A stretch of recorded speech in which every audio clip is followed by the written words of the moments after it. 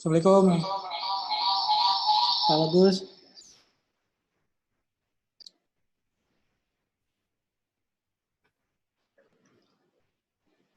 Tes. Apa kabar Pak? Sehat? Alhamdulillah, meski sahurnya tadi sedikit sehat. Siap. Satu menit lagi kita Sudah mulai, lengkap? Pak. Udah, Pak. Boleh? Boleh. Ya, Pak. Sinilah Pak Asisten. Mana ya itu presentasi yang ada dulu? Kamu cari yang ini, ini yang bagus. Makan biji. Ya Bang. Ini aja Bang.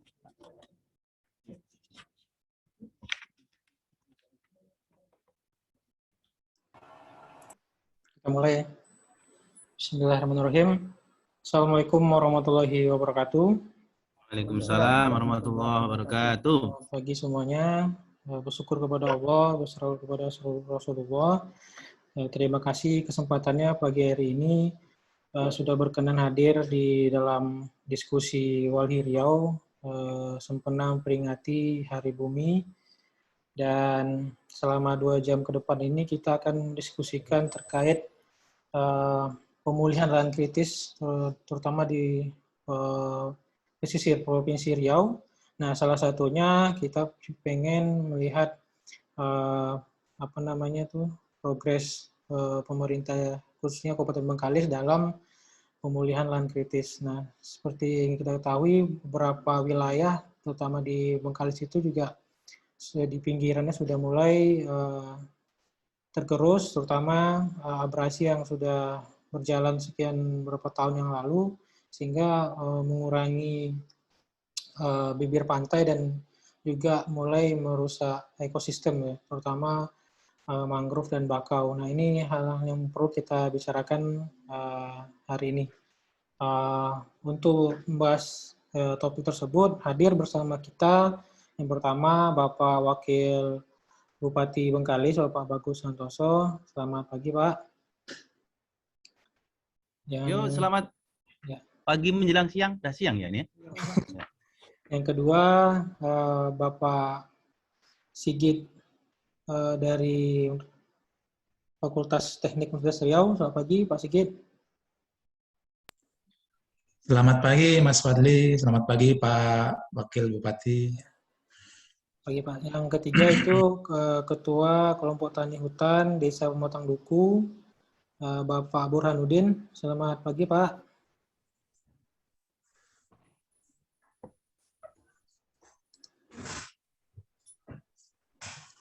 Saya masih halo, Pak. Ya, Pak. Ya. Yang ketiga, yang terakhir itu Deputi Walhi Riau, Bung Pandi Rahman. Selamat pagi, Bung. Pagi, Bung Nurul. Untuk mengawali diskusi ini, kita memberikan kesempatan kepada pemerintah Kabupaten Bengkalis untuk mengawali, dan kebetulan dalam program visi ketiga di pemerintahan sekarang, Bapak DIP Bupati dan Bapak Wakil Bupati juga punya misi pemulihan lingkungan hidup. Nah, kita juga ingin tahu bagaimana strategi yang dilakukan dan bagaimana juga keterlibatan kita, masyarakat, NGO dalam bersama-sama memberikan masukan serta bantuan pemikiran untuk memikirkan bagaimana lahan kritis ini bisa dipulihkan kembali. Nah, untuk waktu dan tempat kami persilakan kepada Bapak Wakil Bupati. Kami persilakan. Baik, bismillahirrahmanirrahim. Assalamualaikum warahmatullahi wabarakatuh. Waalaikumsalam. Alhamdulillah, puji syukur kehadirat Allah SWT di saat kita melakukan puasa di bulan yang penuh berkah ini, kita dijumpakan dalam majelis virtual. Ini yang keren sekarang, untuk membahas bagaimana bumi kita tetap lestari, terutama yang ada di Kabupaten Bengkalis. Yang saya banggakan Pak dosen, Pak Sigit, selamat siang. Saya menunggu di Bengkalis. Siap, Pak. Ya, kemudian saya ini juga Presiden Walhi, Bang Riko ya. Mana dia? Izin Bang, saya mewakili Pak. Oh, diwakili. Siapa nih sekarang datang? Deputi Pak. Oh, Pak Deputinya. Kayaknya belum kenal aku sih. Tapi Walhi ya, dari dulu memang mengawal kami sejak di DPRD Provinsi. Terima kasih. Dan ini adalah langkah terbaik kembali untuk perhatian yang luar biasa terhadap Kabupaten Bengkalis. Saya mengucapkan terima kasih, Walhi, sukses selalu. Kemudian juga Pak Burhanuddin ya. Ya Pak, Ini di Pematang Assalamualaikum. Duku atau di mana ini? Saya di Pematang Duku Pak. Ini Bang Bur mantan Kades kah? Ya benar Pak, Oh ya. Pak Bagus. Yo, Pak Wakil Bupati. Halo. Alhamdulillah Pak sehat nih. Bapak sehat ya. Syukur. Ya, baik. Dan Pak moderator kita yang hebat. Siapa, Pak? Bang Pardi ya? Bang Ahlul, Pak, Padli. Ahlul. Iya, Pak, siap. Oh, tak nampak dari sini itu loh. Baik, perkenalkan saya Bagus Santoso, Wakil Bupati Bengkalis. Hari ini hadir dengan Kabinet Kasmarni Bantoso. Saya perkenalkan, di sebelah saya ada Pak Tengku Zainuddin. Ini asisten sekaligus juga PLT Dinas Perkebunan. Nah, kemudian ada Pak Imam dari Dinas Ketahanan Pangan. Kemudian ada Bang Firdaus, ini dari program Bapeda. Berikutnya di sebelahnya saya tak nampak mukanya. Bang Zulkifli, ini mewakili Dinas Lingkungan Hidup. Pak Dinasnya kayaknya lagi mengurus kebun yang lain lah. Tapi kemarin kita jumpa. Nah, di sebelah kanan saya, ini Pak Tarmizi, Kepala Dinas Pertanian. Sebelahnya, Aan Suhairi, juga dari Dinas Pertanian. Saya juga dikawal dari Humas, Prokim, Kominfo, dan beberapa staf. Baik, Pak Sigit, Pak Bur, kemudian juga dari Deputi, dan Bang Fadli yang sangat saya hormati. Merupakan sebuah kebahagiaan bagi pemerintah Kabupaten Bengkalis dengan terselenggaranya diskusi pada kesempatan hari yang sangat bahagia ini. Tentu menyampaikan salam takzim dari Bupati Bunda Kasmarni yang memberikan apresiasi dan dorongan penuh bagaimana kita bisa menjaga, melestarikan, terutama adalah dengan mengambil langkah-langkah strategis pemerintah daerah Bengkalis dalam upaya pemulihan lahan yang kritis. Pak Sigit dan juga Pak Bur yang ada di Pematang Duku. Syukur di Pematang Duku elok sekarang apa itu ya? Jaringan? Bagus Pak. Baguslah. Kalau dengar suara bagus, nengok wajahnya pun ceria. Lepas panen apa tuh? Panen semangka. Nah, pas ini pas panen semangka, nanti kita ke sana hari ini. Tanian. Baik, akan saya mulai dengan fokus tentang apa yang dihadapi oleh Bengkalis. Bapak dan seluruh hadirin yang mengikuti majelis diskusi ini, kami mempunyai wilayah yang sangat strategis. Coba ditampilkan di petanya aja. Nah, ini peta-peta. Nah, boleh ada enggak nih? Sorotan enggak? Enggak ada punya kamu ya? Oh, dari sana. Boleh dari kita lah. Dari kita aja ya. Mohon izin dari saya. Jadi Bengkalis ini ada dua wilayah yang kita ketahui. Pertama di kepulauan. Ini ada Pulau Rupat, kemudian Pulau Bengkalis. Dan ada pulau-pulau kecil. Kalau dihitung-hitung ada 15. Kemarin ada namanya Pulau Ketam, ada Pulau Payung, ada Pulau Beruk, ada Pulau Babi. dan ada beting Aceh dan lain sebagainya yang ada di sekitar Pulau Rupat itu. Nah, enggak ada ya, mohon izin. Nah, kemudian pulaunya adalah di ibu kota Bengkalis yang kita ketahui seperti pistol itu. Itu menjadi ibu kota Bengkalis. Baru yang ketiga adalah di daratan. Di daratan ini ada kecamatan Siak Kecil, ada kecamatan Bandar Laksamana, ada kecamatan Bukit Batu, Pinggir, Mandau, dan Batin Solapan. Izin Baik, Pak, kita tampilan screen-nya belum muncul Pak. belum muncul ya. Di layar Mohon kita. maaf. Sambil nunggu itu Siap, biar terus siap. saya ya. Silakan Pak. Saya akan sampaikan ya, tidak ada masalah. Kita ketahui Bengkalis ini sebuah wilayah yang dianugerahi Tuhan sangat luar biasa strategisnya. Kita nyebrang itu, kalau sudah nampak di slide, ke Melaka, ke Malaysia, itu lebih dekat, hanya membutuhkan waktu tak sampai 1 jam. Maka secara geografis, Bengkalis, Rupat,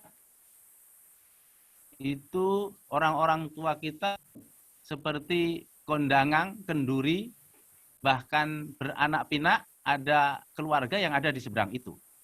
Justru kalau ke ibu kota Pekanbaru, Riau, kami butuh 4-5 jam, bahkan 6 jam. Ada hal yang ketika geografis yang strategis ini. Pertama, ya budaya kami, kulturalnya sangat kental Melayu, itu tidak bisa tidak.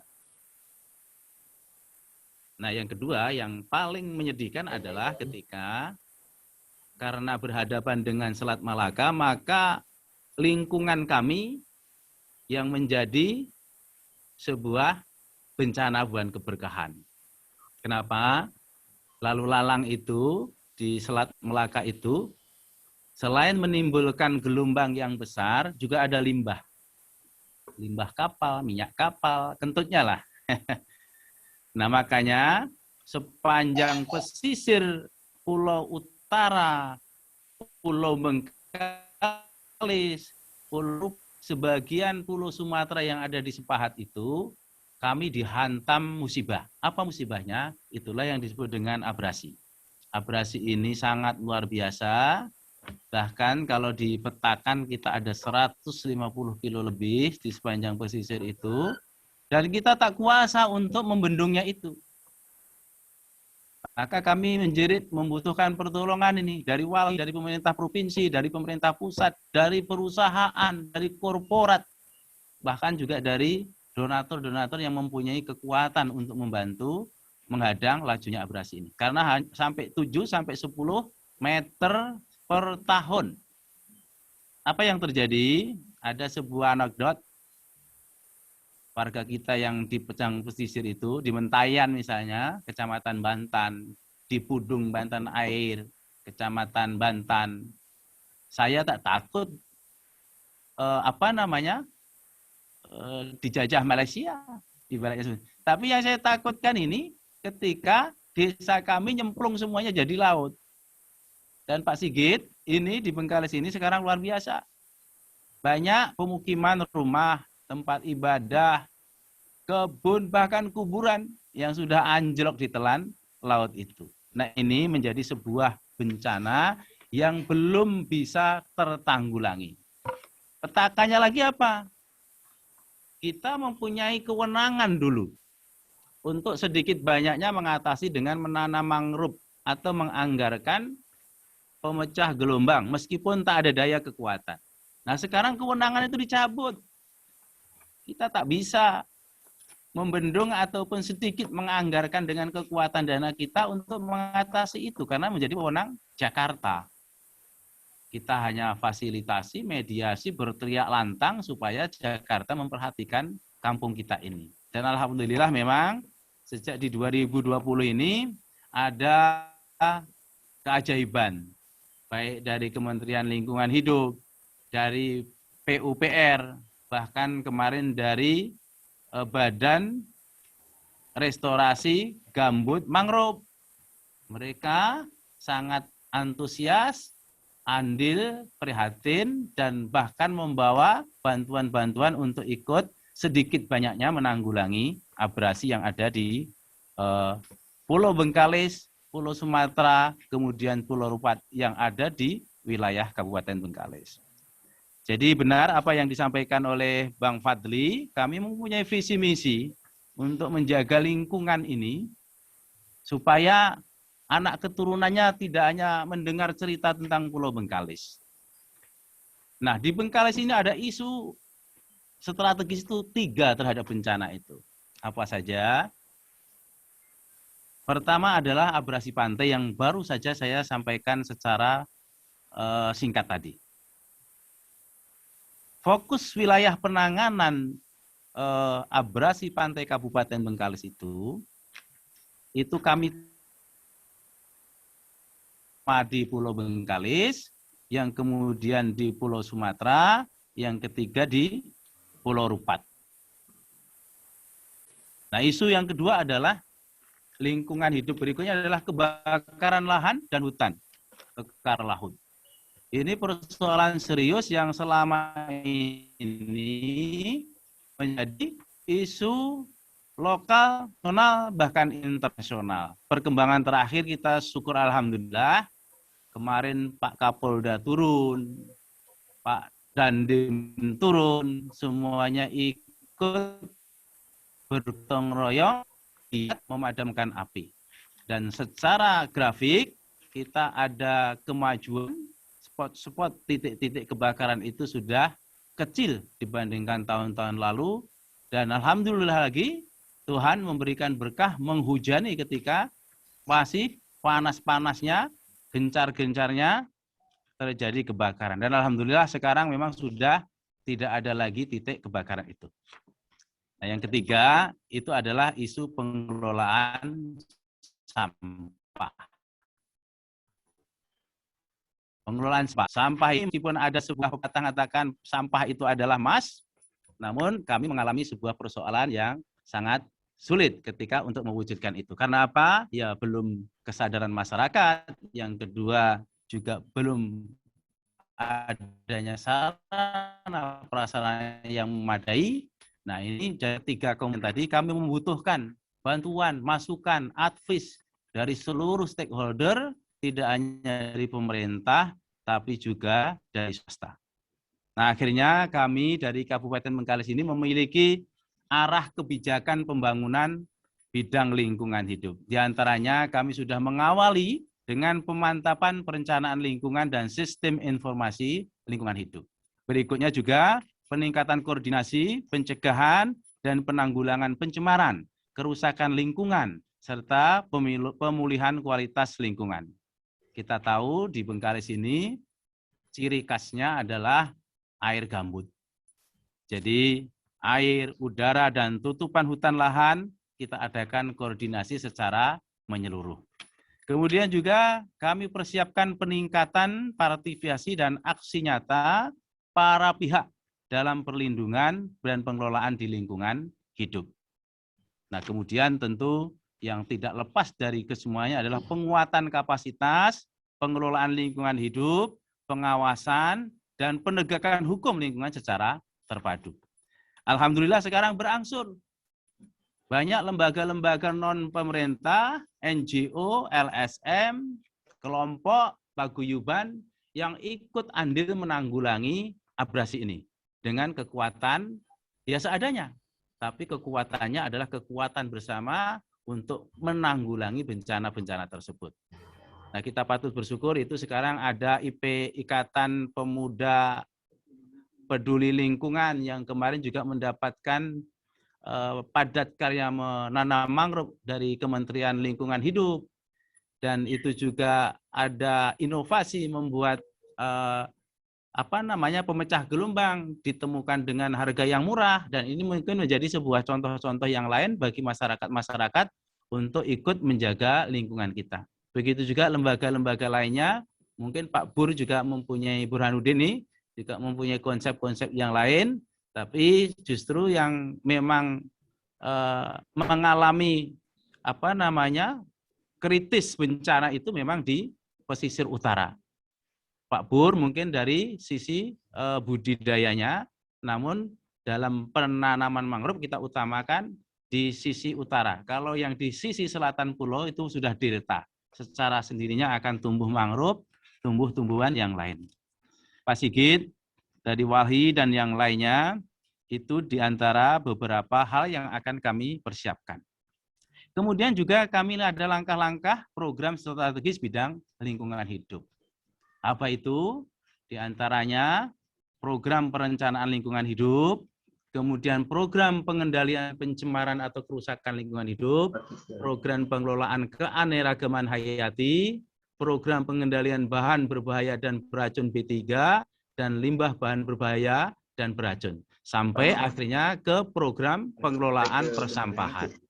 Itu diantaranya awal pembuka majelis virtual yang berbahagia ini, nanti kita akan kupas tuntas dengan diskusi bersama bagaimana langkah-langkahnya, apakah itu pengendaliannya, apakah itu nanti pemeliharaannya, dan lain sebagainya.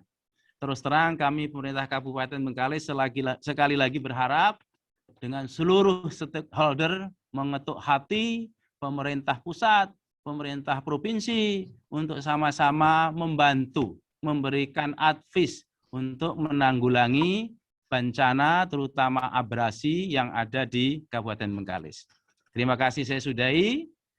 Assalamualaikum warahmatullahi wabarakatuh. Waalaikumsalam warahmatullahi wabarakatuh. Terima kasih kepada Bapak Wakil Bupati sudah menyampaikan komitmen pemerintah Kabupaten Bengkalis dalam hal pemulihan lingkungan hidup dan beberapa isu strategis yang telah disampaikan. Selanjutnya kita akan mendengar pemaparan dari akademisi yang akan disampaikan oleh Bapak Sigit. Mungkin langsung saja, mungkin Pak Sigit bisa memberikan pandangan. Kebetulan Bapak juga pernah melakukan penelitian, terutama di Bengkalis. Nah, mungkin bisa berbagi cerita dan pengalaman, kemudian masukan kepada kita apa yang sebenarnya perlu dilakukan secara kajian dan perannya bagaimana yang harus dilakukan. Waktu kami persilakan, Pak. Terima kasih, Bang Fadli. Assalamualaikum warahmatullahi wabarakatuh. Yang sama-sama kita hormati Bapak Wakil Bupati, Bapak Bagus Santoso, teman-teman dari Walhi, Bang Fadli, Bang Fandi, dan masyarakat sekalian, ada Pak Burhanuddin, selamat siang, dan Assalamualaikum warahmatullahi wabarakatuh. Waalaikumsalam warahmatullahi wabarakatuh. Saya akan sedikit share slide. Ya. Saya baru pertama kali ketemu Pak Wakil Bupati ini, tapi sebenarnya posternya saya sudah sering nampak ketika berkunjung ke Bengkalis. Ya, ternyata memang orangnya sesuai namanya ya. Benar-benar bagus. Amin. Amin, amin Pak Dosen. Sedikit curhat dulu mungkin sebelum saya sampaikan pandangan saya. Ya. Saya melakukan penelitian di Bengkalis, fokusnya di abrasi pantai. Itu tahun ini sudah masuk tahun ke-9. Saya udah banyak hasil-hasil penelitian dan sudah saya sampaikan, tetapi saya belum pernah jumpa dengan Bupati dan Wakil Bupati selama ini. Tetapi alhamdulillah dengan kabinet yang baru ini, sepertinya kita menaruh suatu harapan lah ya. Wah, saya undang langsung pakai karpet merah Pak Dosen, tenang aja. Siap. Saya udah jumpa dengan Ibu Bupati kemarin di peresmian rumah runding di Tanjung Beban. Kebetulan kami yang mendesain itu Pak Bupati dengan BRG ya, dan itu juga salah satu risk aksi kami yang kami lakukan di Bengkalis di Pulau Sumatera. Nah,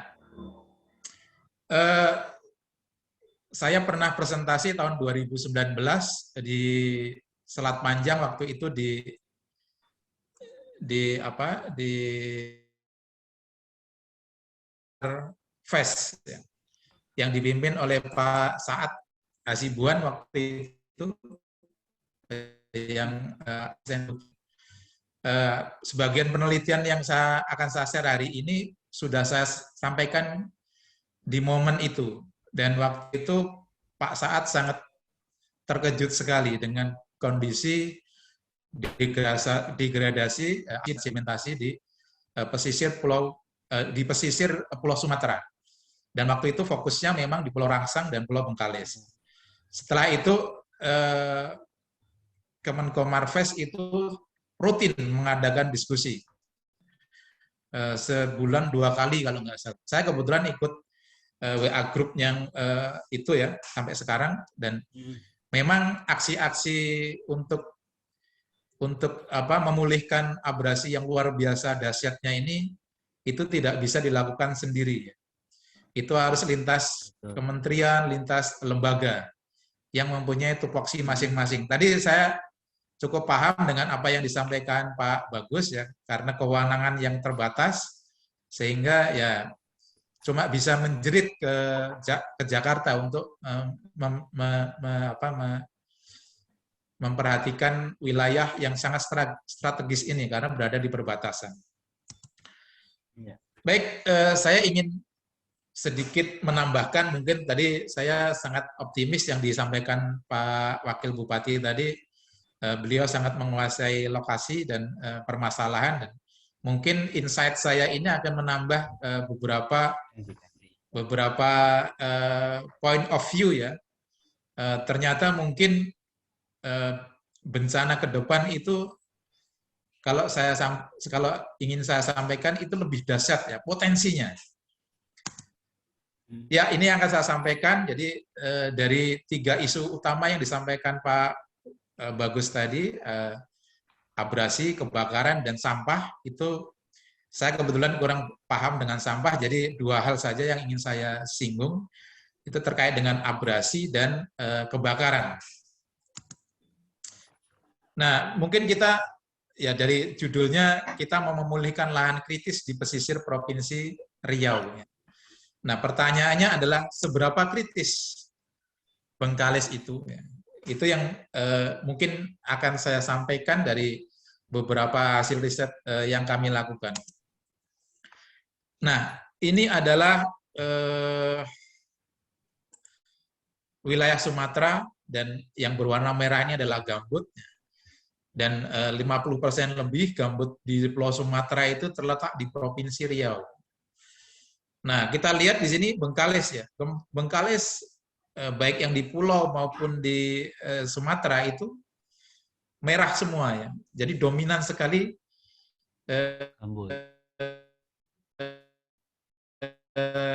dengan gambutnya tanpa memperhatikan ciri khas dari karakteristik gambut itu seperti apa. Nah, yang ingin jadi sorotan saya adalah pulau-pulau bergambutnya. Pulau bergambut ini sangat rentan terhadap kondisi hidrologis, sangat rentan terhadap perubahan tata guna lahan. Nah, saya ingin menyoroti di 2 pulau ini ya, Pulau Bengkalis dan Pulau Rupat. Dan luar biasa sekali, Pulau Bengkalis ini gambutnya 90%. Nah, Pulau Rupat masih diuntungkan 53% dan bagian utaranya itu tidak bergambut. Dan yang bagian utara inilah jadi bentengnya. Kenapa Pulau Rupat itu cukup rendah tingkat abrasinya dibanding di Pulau Bengkalis. Kalau Pulau Bengkalis gambutnya langsung berhadapan dengan Selat Malaka. Nah, ini kalau kita baca textbook ya terkait dengan gambut, ini adalah proses degradasi gambut yang umum dikenal. Jadi mulai dari kondisi yang masih bagus, kemudian dibikin kanal, air tanahnya turun, water table-nya turun, kemudian subsiden, kemudian ini berlanjut terus sehingga gambutnya habis. Kalau gambutnya habis berarti ya Bengkalis tinggal yang tanah mineral saja, yang tinggal 10% saja. Nah, Bengkalis berada di mana sekarang? tidak hanya Bengkalis, tetapi pulau-pulau di Riau itu sudah berada di sini nih. Dan lebih dahsyatnya lagi, itu tidak cuma subsiden, tetapi abrasi. Ini mungkin yang tidak dikenal di dunia luar sana ya. Sehingga bentuknya di sini nggak ada abrasi. Padahal, nah ini fenomena yang luar biasa dengan abrasi ini. Nah, saya tahun 2020 ya memetakan di sini nih. Jadi kalau kita bikin cross section, sini ada perkebunan kelapa sawit. Nah, bentuknya seperti ini.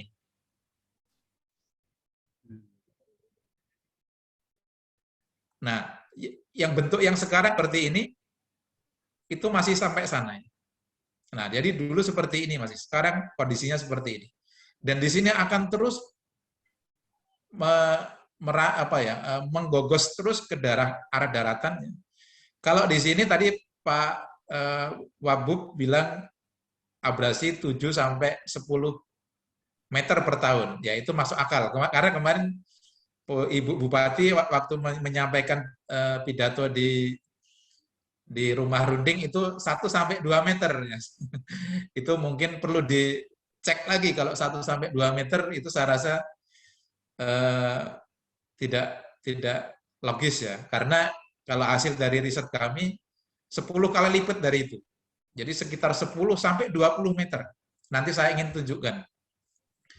Nah, untuk lokasi ini sendiri itu 10 meter per tahun. Bisa dibayangkan 10 meter per tahun kalau ini jaraknya katakanlah 10 kilo, kita bisa hitung. Kalau linear itu terjadi, berarti tinggal berapa tahun lagi. Nah, itu kalau tidak ada mitigasi. Nah, ini mungkin saya tidak mau menakut-nakuti, tetapi ini adalah sesuatu yang potensi dan ini masih terjadi sampai hari ini. Nah, ini adalah bukti yang sangat otentik bahwa abrasi itu masih berlangsung sampai hari ini. Saya pernah melakukan penelitian atau survei lapangan memasang alat ini untuk mengetahui abrasi di sini ya. Kami lakukan 8 September 2019. Nah, di lokasi ini saya menggunakan smartphone yang menggunakan base map, petanya tahun 2015.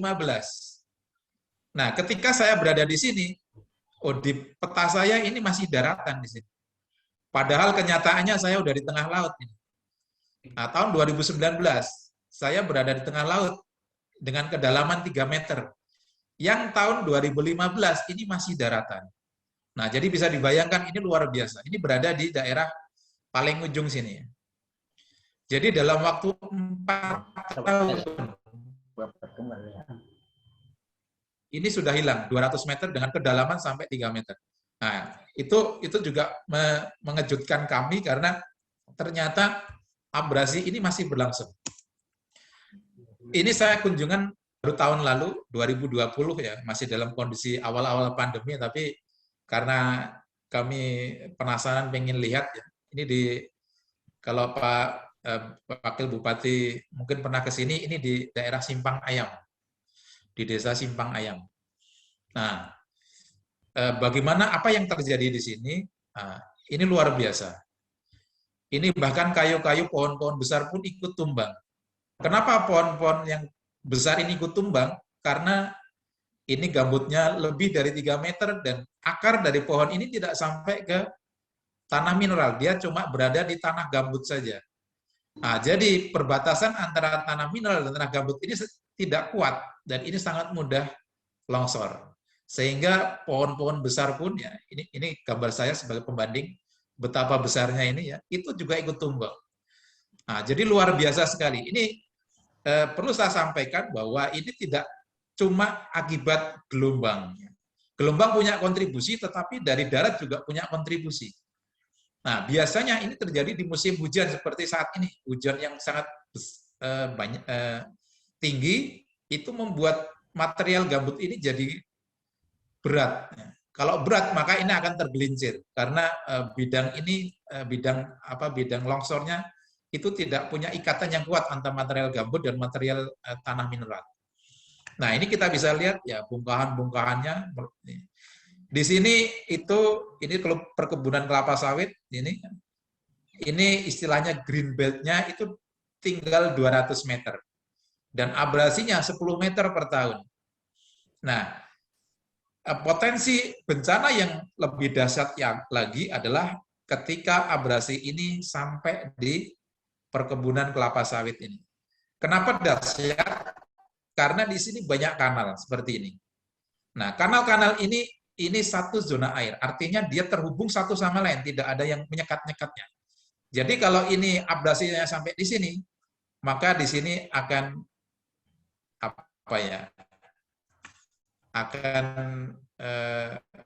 istilahnya kalau di bidang teknik sipil dam break ya, atau kayak situ gintung gitu. Jadi akan longsor semua di sini. Airnya akan longsor ke laut dan material gambutnya juga akan terbawa. Nah, jadi ini potensi yang di depan mata ini. 200 meter, 10 meter per tahun. Ini kita bisa hitung kalau terjadinya linear ini berapa tahun lagi kalau akan sampai di sini kalau tidak ada mitigasi. Nah, jadi prediksi kita yang seperti ini ya, itu akan terjadi ketika tidak ada mitigasi. Nah, jadi yang disampaikan Pak Wakil Bupati tadi memang benar bahwa ya masyarakat pasti sangat khawatir dengan kondisi ini. Jadi itu bencana yang lebih dahsyat lagi. Nah, pertanyaannya adalah kenapa itu bisa terjadi? Ya, ini yang merah ini adalah daratan yang sudah hilang. Ini dari sini 30 meter per tahun sampai ke arah sana semakin kecil. Di sini 10 meter, di sana mungkin sekitar 2-3 meter per tahun. Nah, kenapa ini bisa mudah terjadi? Karena material gambut ini sangat ringan, ya, sangat ringan sehingga ini mudah terbawa air. Ini saya tunjukkan, saya namain ini namanya pitball, itu gambut yang berbentuk gelondongan ini. Ini kalau ditaruh di laut ya, kalau ini pasang, ini terapung ini. Nah, terapung dari daerah sini dan berpindah ke sini karena terbawa oleh arus, terbawa ke sini dan mengalami sedimentasi di sini. Nah, saya tunjukkan di sini ya, betapa memang gambut ini saya tunjukkan ya, ini asisten saya membawa material bongkahan ini itu ke laut ya. Ini penasaran, ini tenggelam enggak sih? Ternyata memang ini terapung. Ini menunjukkan bahwa material gambut itu sangat ringan dan sangat mudah terbawa air. Itu makanya kenapa ini sangat rentan terhadap abrasi. Jadi kalau tidak ada mitigasi, mungkin akan semakin laju ini terjadi. Nah, ini kita bisa lihat bongkahan gambutnya itu terapung. Nah, ini kalau secara teknis ya, itu spesifik gravitinya nilainya 1,1,5. Sebagai pembanding, kalau pasir itu 2,6. Itu berarti menunjukkan bahwa material gambut itu sangat gelombang dan arus. Jangankan gelombang besar, gelombang kecil seperti ini pun sudah bisa membawa. Nah, materialnya lari kemana yang di utara itu? Larinya sebagian ke selatan. Itu karena dibawa arus. Ini kita bisa lihat di bagian selatan ini mengendap di sini. Tetapi luasannya tidak sama. Kalau di sana 1 hektar, di sini tidak 1 hektar. Jadi berkurang sangat banyak sekali. Nah, sedimentasi di sini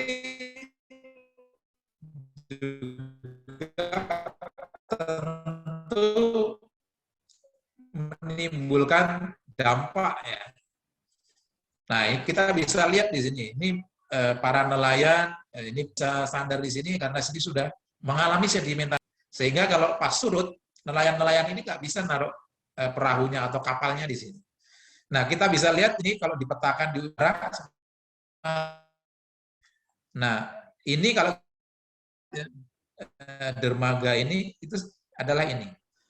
Dan banyak sekali dermaga-dermaga rakyat yang dipakai untuk nelayan mencari ikannya. Dan ini tentu ketika surut ini tidak bisa lagi difungsikan.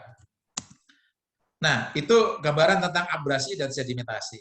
Kemudian yang bencana yang kedua adalah karhutla. Ini yang membuat lahan gambut juga semakin kritis. Jadi ancaman Pulau Bengkalis ini tidak cuma abrasi sedimentasi, juga karhutla, juga subsiden yang menyebabkan ini gambut di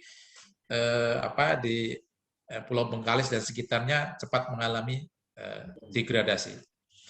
Nah, di sini adalah riwayat kebakaran di berbagai lokasi gambut di Riau ya.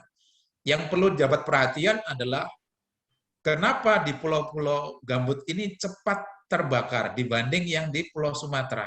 Nah, kalau kita amati ya sekitar bulan-bulan awal tahun itu sudah mulai terbakar di Rupat, di Bengkalis, di Pulau Tebing Tinggi, Pulau Rangsang.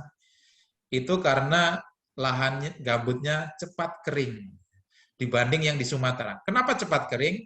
Karena tampungan airnya tidak banyak. Ya. Catchment areanya tidak luas, sehingga air hujan yang disimpan itu tidak banyak. Sehingga airnya mudah ngalir ke laut, sehingga gambut-gambutnya cepat kering dan cepat terbakar. Itu makanya kenapa di siklus awal tahun bergambut itu cepat mengalami kebakaran. Waktu 3 menit lagi. Nah, baik, ya. Ini adalah kebakaran yang tahun 2019 ya. Kita bisa lihat 55 hektar per hari kalau analisis kami. Saya cepat saja. Kalau di Pulau Rupat itu ternyata lebih dahsyat lagi. Kebakarannya bisa kecepatannya 100-an hektar per hari. Nah, ini mungkin yang bisa kita rekomendasikan ya. Jadi kita tidak cuma mengetahui bagaimana kritisnya, tapi kita merekomendasikan bagaimana meng-countermeasure itu ya, memitigasinya. Jadi harus ada dua arah ini, dari arah laut dan dari arah darat. Arah laut kita lakukan restorasi pantai, rehabilitasi mangrove. Dari darat kita lakukan restorasi gambut. Nah, ini saya rasa satu pembelajaran yang sangat baik sekali ini di Pulau Bengkalis, di Selat Baru ya, Pak Wakil Bupati. Saya rasa rekan-rekan yang di Bengkalis tidak asing lagi di sini. Ini dulu ketika saya main-main di sana seperti ini, pulau pantai di Selat Baru itu. Iya, kemudian, itu di Selat Baru itu Pak Dosen, betul. Iya, betul sekali Pak Bupati. Jadi dulu ini dibuat turap-turap dan selalu jebol ini. Ini sekitar tahun 2004. Betul. Ya, kemudian ya, itu ini waktu kemenangan Bengkalis itu. Betul ya, ini suatu usaha yang sangat bagus sekali ini. Dengan pendekatan hard countermeasure dengan structure ya, ada pemecah gelombang dan ada penangkap sedimen. Ini sehingga di sini jadi media yang bagus untuk tumbuhnya mangrove ya. Nah, jadi kalau sekedar nanam mangrove khusus di utara itu mungkin nggak akan lama karena kena gelombang dan arus. Jadi harus ada pemecah gelombangnya. Nah, perkembangannya cukup menarik ya. Ini mangrove-nya sudah sangat subur, ini dalam kurun waktu 4 tahun saja tumbuh dengan sangat bagus ya. Nah, ini mungkin bisa diduplikasi di tempat-tempat lain. Tinggal Pak Wabub cari dana aja nih. Atau ini Jakarta ini Pak Dosen. Ya, betul. Dari Jakarta. Jadi sebenarnya tinggal bagaimana kita mendatangkan budget untuk melakukannya di daerah-daerah yang lain di sini. Nah, untuk restorasi gambut ya, jelas kita tahan air semaksimal mungkin di sini supaya tidak cepat air mengalir ke laut ya, sehingga gambutnya tetap basah dan bisa tetap menjaga supaya tidak terjadi kebakaran. Catatan terakhir saya ini bisa saya sampaikan ya. Jadi pembukaan lahan di lahan gambut itu sangat rentan menimbulkan bencana, kebakaran lahan dan kabut asapnya. Dan ini dalam jangka panjang bisa menimbulkan bencana yang lebih dahsyat lagi itu ketika tidak dilakukan mitigasi. Nah, pulau-pulau gambut itu lebih rentan degradasi karena catchment areanya yang tidak luas, sehingga mudah sekali kering. Kemudian perlunya pengelolaan lahan gambut yang tepat dengan memperlihatkan memperhatikan karakteristiknya, ya, sifat alamiahnya, di mana gambut itu tidak boleh dikeringkan.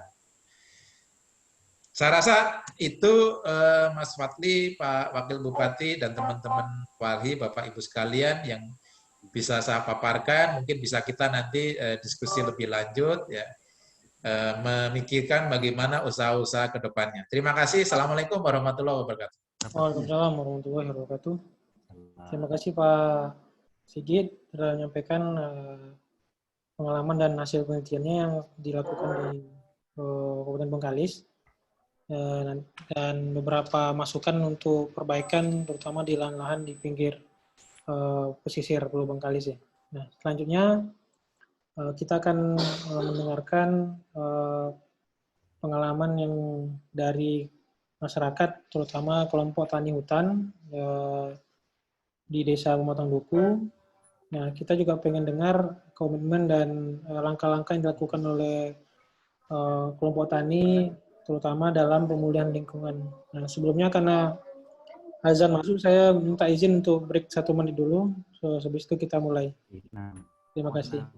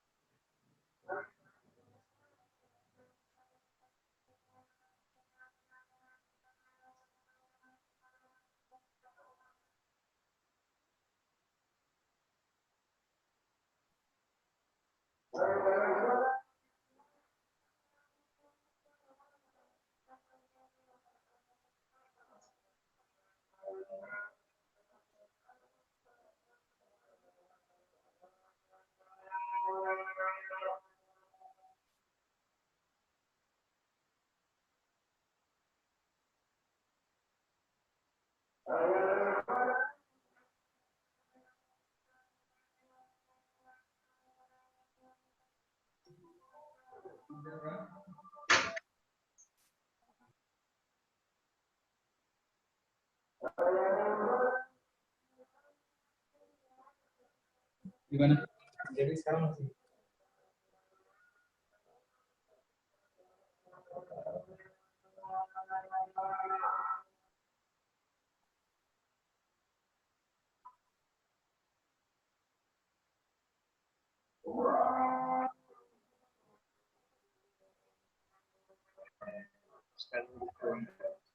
Nyampein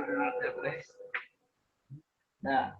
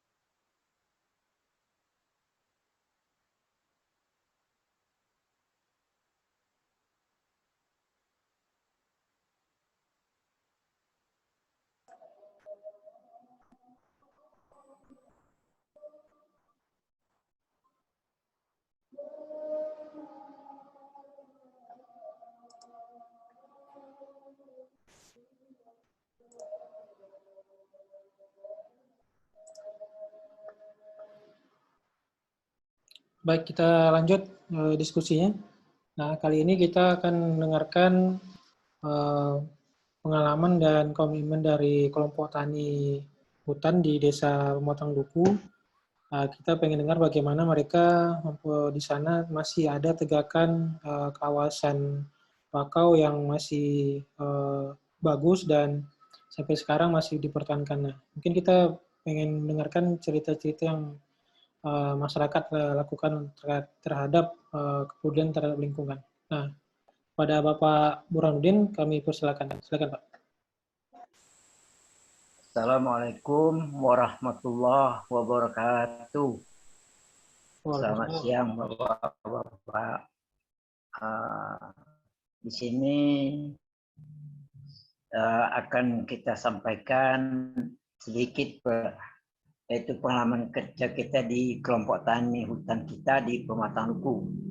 Desa Pematang Duku ini berada di 20 km dari kota Bengkalis arah ke timur. Dia berbatasan dengan desa Kecamatan Bantan, dan kebetulan Pulau Pematang Duku ini pantainya tidak terlalu lebar, hanya lebih kurang 2,5 km.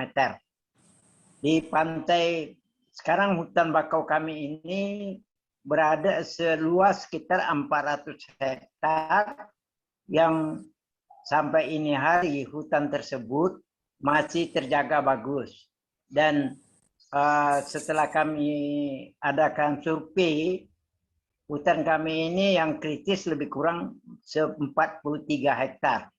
Ini pun disebabkan dulu sebelum kita adakan kelompok tani, ini hutan sering ditebang liar, tebang oleh masyarakat dari luar desa kami.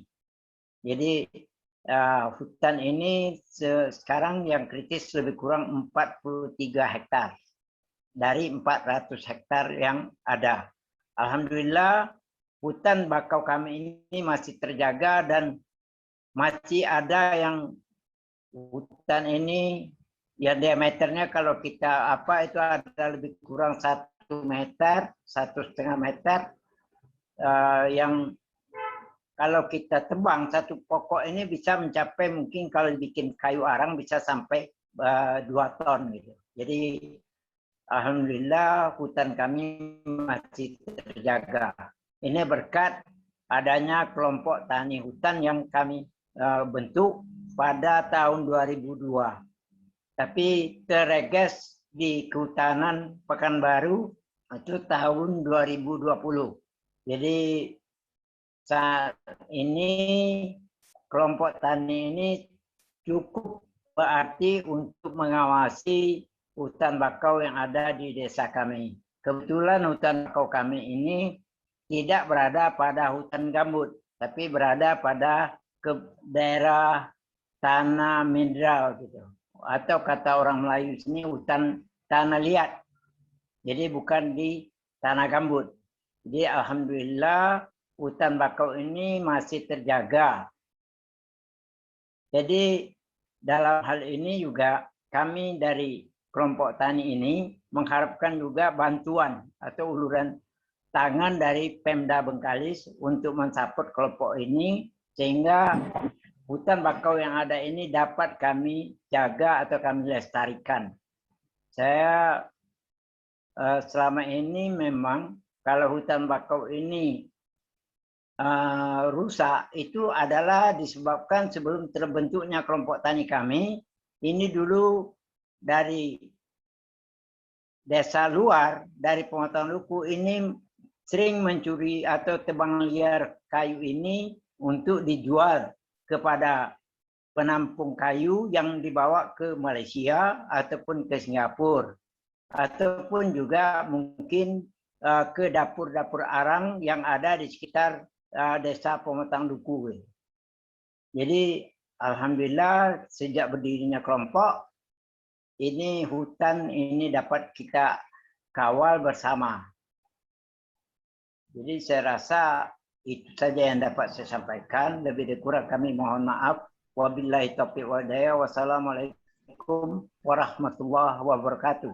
Waalaikumsalam warahmatullahi wabarakatuh. Terima kasih Bapak Burhanuddin sudah memberikan pengalaman bagaimana kelompok tani sampai saat ini tetap mempertahankan keasrian hutan bakau di Desa Pematang Duku.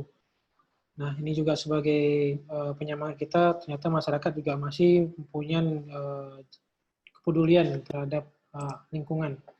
Nah, selanjutnya kita akan mendengarkan penyampaian dari Deputi Walhi Riau yang akan disampaikan oleh Bung Fandi Rahman. Walhi mungkin bisa berbagi pengalaman terkait bagaimana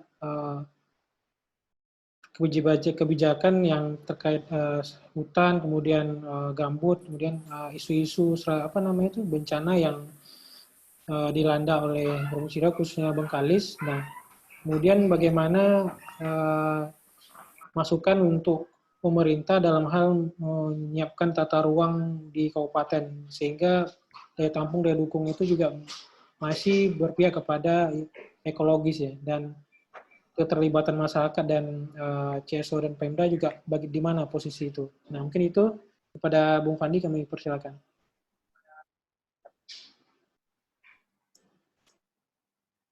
Terima kasih, Bung Alul. Saya sebentar izin share screen-nya.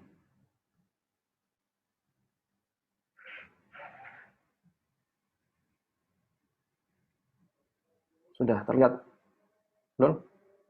Sudah. Baik, terima kasih. Assalamualaikum warahmatullahi wabarakatuh. Yang terhormat Bapak Wakil Bupati Kabupaten Bengkalis, Pak Bagus Santoso beserta jajaran, Pak Sigit, sudah lama ketemu nih Pak. Kemudian Pak Burhanuddin yang selama ini juga aktif di wilayah desanya buat bersemangat menjaga lingkungan, dan juga rekan-rekan lain yang hadir dalam ruang virtual ini.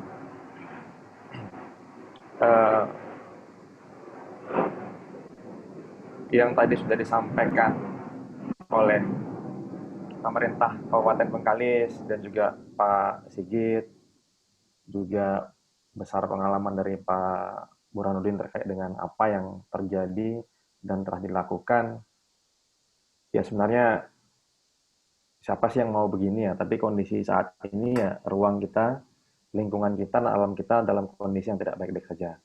Nah, ada peluang yang saat ini memang harus, bukan cuma kita, tapi juga alam juga harus kita ajak buat kembali semakin baik. Dalam hal ini saya sampaikan bagaimana perbaikan lingkungan hidup melalui tata ruang Kabupaten Bengkalis. Ya, ini sedikit soal Walhi ya, kami berada di hampir 28 provinsi dengan 487 organisasi yang sudah berdiri sejak 1980. Nah, ini langsung soal selama ini ya kita abai dan terkesan lupa bahwa dalam hal merencanakan sebuah rencana pembangunan, kita harus melihat bagaimana daya tampung dan daya dukung lingkungan. Pastinya juga ini harus menghasilkan dan didasarkan dari sebuah kajian lingkungan hidup. Nah, ini pastinya peran-peran banyak pihak butuh untuk menghasilkan bagaimana KLS ini mampu menjawab bagaimana kondisi sebuah wilayah itu, dan ketika menjadi sebuah rencana pembangunan, dia tidak malah menjadikan lingkungan itu lebih terbeban. Ini berbicara soal RT/RWP, kemudian teknis dalam penyelenggaraan KLAS bisa dibaca saja. Kemudian pastinya KLAS memuat daya tampung dan daya dukung lingkungan, dampak dan risikonya, kemudian juga pastinya kinerja layanan ekosistem, efisiensi pemanfaatan sumber daya alam, ketahanan keanekaragaman hayati, dan kapasitas adaptasi terhadap perubahan iklim. Nah, ini semua tadi sudah termasuk di visi 3-nya pemerintah Kabupaten Bengkalis saat ini. Nah, isu yang kita bahas dalam konteks ini ya, tadi juga sudah disinggung oleh Pak Sigit ya, karhutla, abrasi Pulau Bengkalis dan Kelupat, masyarakat adat, korupsi alih fungsi lingkungan, kemudian juga bagaimana temuan pansus monitoring dan identifikasi sengketa lahan kehutanan yang pernah dilakukan oleh Kabupaten Bengkalis, dan juga bagaimana kita mengawal terkait dengan perubahan RT RW Provinsi Riau. Ini juga tadi sudah disampaikan oleh Pak Sigit terkait dengan potret kondisi di Bengkalis sendiri, baik daratan maupun pulaunya, yang memang sebagian besar pesisir timur Sumatera kita ini ya berada pada posisi yang rawan sebenarnya, tapi ya kita selama ini tetap abai. Ini potret karhutla di wilayah gambut, mengulang saja, dan Riau itu posisinya ya strategis ya, karena ketika terjadi kebakaran yang diakibatkan oleh kebakaran gambut, itu langsung berdampak kepada marwah Indonesia karena berada di perbatasan Singapura dan Malaysia. Nah, ini kenapa penting Bengkalis yang merupakan salah satu wilayah terdekat dengan Malaysia dan Singapura, ya kita perlu memberikan perhatian khusus terkait dengan bagaimana gambutnya ini dapat tertata dengan baik dan dikelola dengan baik, pastinya memberikan manfaat ekonomi dan juga berkearifan dan berkelanjutan. Ini ya mengulang yang tadi Pak Sigit sampaikan, ya kita pernah diskusi soal ini, yang ya mungkin hanya berapa ya, setahun yang lalu Pak Sigit sudah hampir 9 tahun riset di sana. Ini juga sudah disampaikan, saya mengulang. Tapi yang belum dibahas ya terkait dengan peran masyarakat, ada masyarakat adat yang saat ini juga masih berkonflik. Ini kita angkat dari kasus yang kemarin terjadi antara PT Arara Abadi dengan masyarakat Sakai, yang memang mereka berusaha mengolah kawasan, tapi dalam posisi ya karena wilayahnya saat ini terbeban dengan izin industri tanaman kehutanan, ya jadi mereka semakin terpinggirkan. Karena desakan itu, ya perbuatan yang mereka lakukan selama ini ya dianggap sebagai sebuah perbuatan kriminal. Nah, berangkat dari itu ya, dengan beban yang saat ini ditampung Kabupaten Bengkalis, sebelumnya 2016 DPRD Bengkalis sudah merekomendasikan bahwa sejumlah perusahaan itu harus melakukan perbaikan tata kelolanya. Karena apa? Ya, selain juga ini tidak memberikan dampak baik terhadap pendapatan daerah, dan pastinya ini juga berkontribusi terhadap kejadian kebakaran, kerusakan gambut, dan juga konflik di tingkat masyarakat. Nah, ini kalau digambarkan dari temuan pansus itu, ini sebaran perusahaan yang harus dilakukan penelaahan lebih lanjut terkait dengan izinnya. Dan memang hampir semuanya ini ya berada di posisi yang saat ini kita bahas. Posisi di mana gambut semakin terbebani, terdegradasi, dan juga ya ini mengancam terkait dengan keberadaan Pulau Bengkalis sendiri.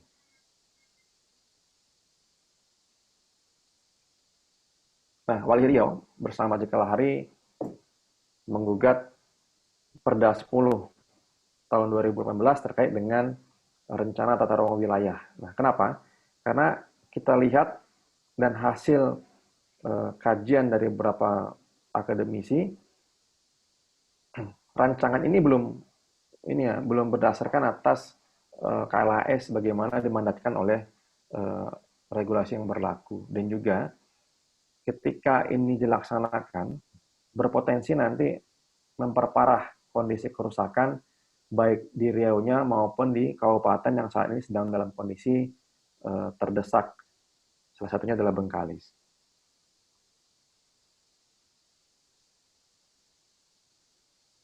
Nah, pertama, Perda 10 tahun 2015 mengalokasikan kawasan lindung gambut seluas 21.000 sekian dari total luasan 4.900.000-an. Nah, ini ya terkesan ya perubahan tata ruang ini mempersilahkan bahwa gambut ini silahkan dimanfaatkan.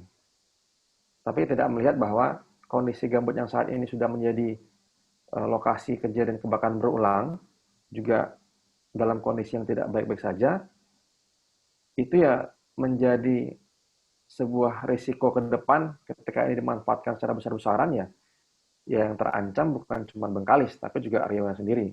Karena sebagian Riau yang totalnya hampir 8.500.000 sekian itu, setengahnya itu adalah gambut. Bayangkan kalau Bengkalis sebagian besarnya gambut hilang, tinggal yang mineral, Riau juga bakal seperti itu nanti ketika tata ruangnya tidak mengacu pada daya tampung dan daya dukung yang saat ini harus kita jaga bersama.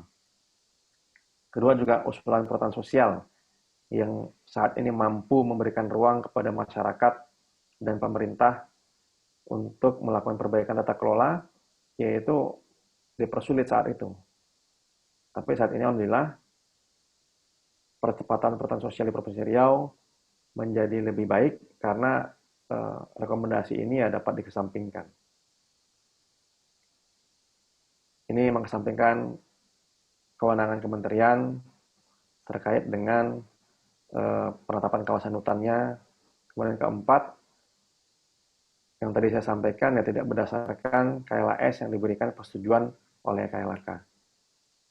Ini juga tadi saya lihat ada di beberapa materinya Pak Wakil Bupati, ya Bengkalis punya potensi untuk perhutanan sosial. Nah, sebagian besar kita lihat juga ada di beberapa pesisir yang harapannya dapat menjadi peluang melakukan perbaikan terhadap kondisi abrasi dan kerusakan lingkungan saat ini. Nah, jadi kalau PS ini menjadi solusi dalam rencana pembangunan daerahnya Kabupaten Bengkalis, nah kita bisa mencari peluang terkait dengan pendanaan, terkait dengan upaya-upaya restorasi dan perbaikan yang pastinya melibatkan pemerintah daerah dan masyarakat itu sendiri. Nah, ini menjadi peluang besar mensukseskan program prioritasnya Kabinet Bupati dan Wakil Bupati saat ini, dan juga menjadikan masyarakat sebagai pihak-pihak yang aktif dalam melakukan perbaikan lingkungan.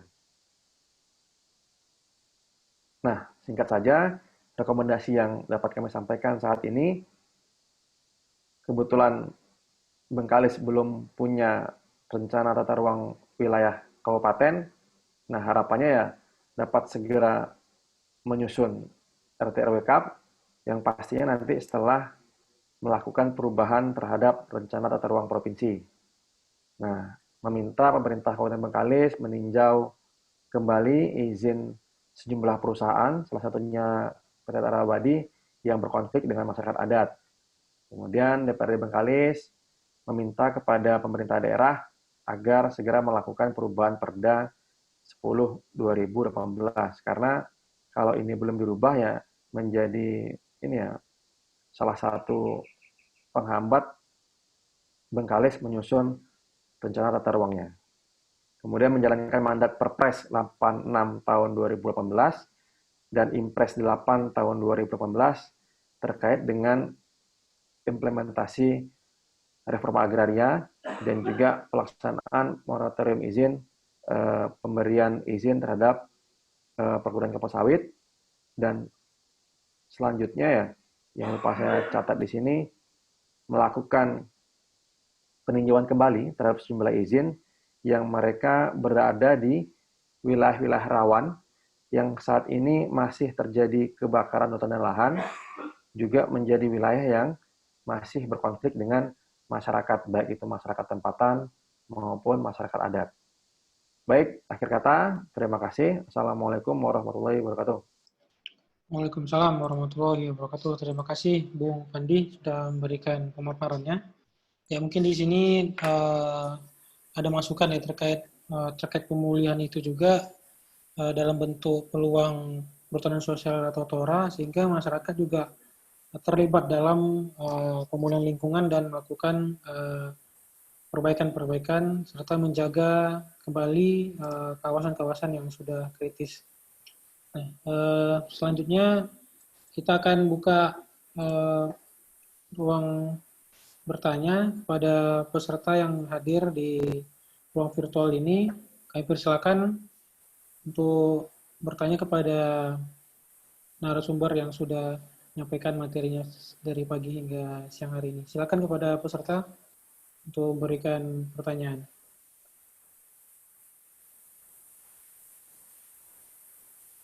Izin Pak Moderator. Ya. Saya Surya dari Sport Mancing Riau. Itu masalah lingkungan hidup ini kan sebenarnya udah masalah kita bersama. Tapi apa ya tindakan dari pemerintah itu untuk terutama nih karena kita di Bengkalis ya, masalah di Bengkalis. Ini kan keberlanjutannya harus nunggu dari pusat. Apakah tidak ada apa istilahnya dari daerah itu untuk melakukan kegiatan mandiri? Itu tadi ada dari kelompok tani, mungkin kita bisa kerjasama dengan organisasi lingkungan setempat seperti dari komunitas-komunitas pencinta alam ataupun dari kayak kami dari Sport Mancing Riau ini kita sudah agendakan nanti untuk penanaman 2.000 bibit mangrove di Inhil. Nah, mungkin ini kan bisa kita lakukan kerjasama gitu. Kita nggak harus nunggu dari putusan dari pusat, tapi kita bisa buat agenda sendiri gitu. Gimana tanggapan dari moderator, terutama pemerintah Bengkalis lah. Terima kasih Bang Surya. Silakan peserta lain, masih ada yang mau bertanya?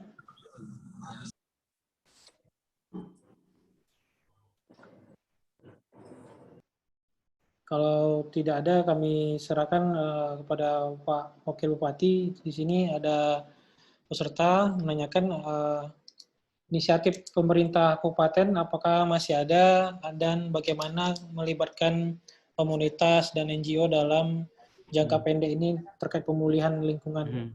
Silakan. Halo, saya.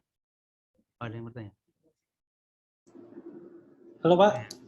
Halo? Ya Pak, di sini ada peserta yang mau bertanya. Oke, Pak. Oke, udah dengar ini ya. Siap. Baik, dari komunitas Sport Mancing ya, terima kasih. Apa kita hanya menunggu pusat terus ketika kewenangan diambil pusat? Tidak.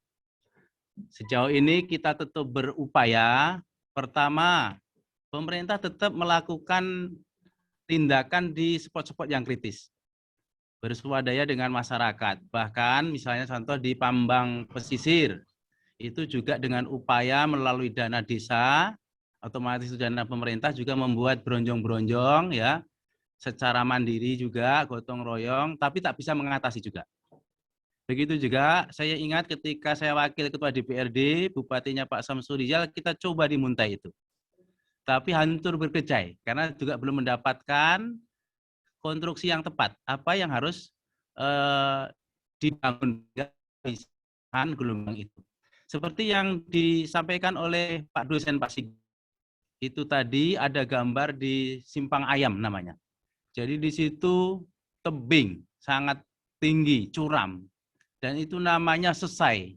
Jadi ketika hantam gelombang itu udah berserak ayak lah selesai itu. Dan juga akan mubazir ketika kita mendapatkan bantuan penanaman mangrove. Karena apa? Tidak akan hidup satu. Yang kedua, betul yang dikatakan oleh Pak Sigit, ketika langkah dengan mendapat bantuan atau upaya kita dengan membangun pemecah gelombang yang biayanya sangat luar biasa atau batu gunung itu, secara sendirinya seperti yang dari Pak dosen tadi, mangrove akan tumbuh secara sendirinya. Nah ini yang saya katakan, bukan kewenangan pusat terus kita duduk bersila, tidak. Kita sesuaikan dengan anggaran Pak Surya ya.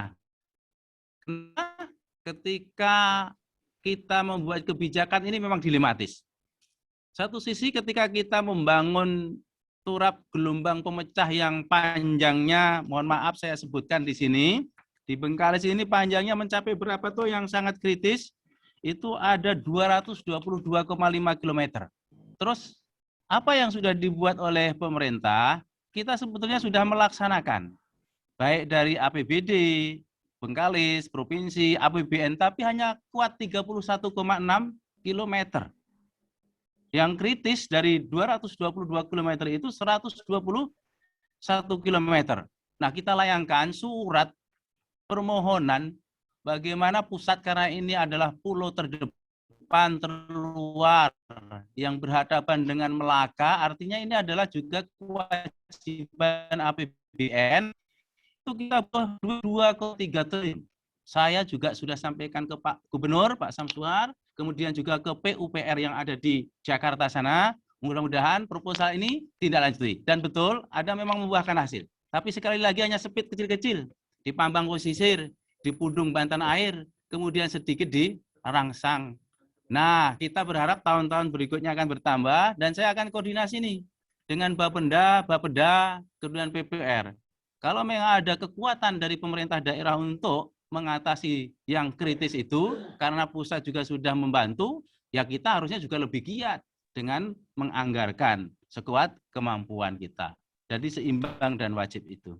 Itu diantaranya Bang Surya, terima kasih atas masukannya. Mari bersama kita jaga sehingga pulau kita memang tidak seperti yang dikhawatirkan orang, tenggelam, hilang. Saya sering terakhir saya ke Muntai, dipanggil oleh kadesnya, namanya Jalal. Pak Wabub, tolong kami dibuatkan prasasti, katanya. Saya pun heran juga, prasasti apa Pak Kades? Ternyata dia, seandainya memang desa ini hilang, minimal ada prasasti yang dikenang oleh anak cucu kita. Nah, ini sebetulnya pukulan untuk kita bersama, bahwasanya Pulau Bengkalis ini memang harus kita jaga bersama. Itu diantaranya Bang Surya, terima kasih, selamat mancing lagi. Ya, oke. Terima kasih Pak Bobo. Mungkin kalau ada agenda mancing sambil nanam itu boleh tuh ajak Pak Wakil. Betul, ada koperasi yang mengelola itu nanti. Tapi perizinannya juga diambil Jakarta lagi, kan repot nih. Baik, silakan pada peserta, kami buka kembali ruang bertanya. Apakah masih ada yang mau bertanya?